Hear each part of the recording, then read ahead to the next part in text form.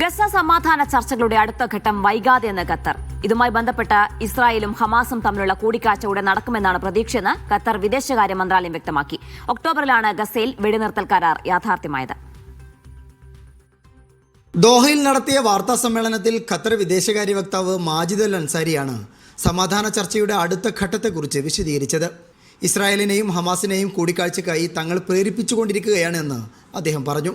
Yellow ലൈനിന് പിറകിലുള്ള തുരങ്കങ്ങളിലെ Hamas പോരാളികൾ അടക്കമുള്ള വിഷയങ്ങളിൽ ചർച്ചയുണ്ടാകുമെന്നും മാജിദ് അൽ അൻസാരി കൂട്ടിച്ചേർത്തു. 2 വർഷത്തിലേറെ നീണ്ട യുദ്ധത്തിന് ശേഷം കഴിഞ്ഞ ഒക്ടോബർ 10-നാണ് US president Donald Trump Qatar അമീർ Sheikh Tamim bin Hamad Al Thani അടക്കമുള്ളവരുടെ മധ്യസ്ഥതയിൽ വെടിനിർത്തൽ യാഥാർത്ഥ്യമായിരുന്നത്.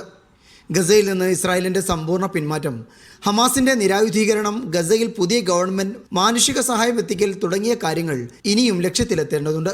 കരാർ പ്രാബല്യത്തിൽ വന്നിട്ടും ഇസ്രായേൽ ഗസയിൽ ആക്രമണം തുടരുന്ന സാഹചര്യവും നിലവിലുണ്ട്. Media 1 Doha.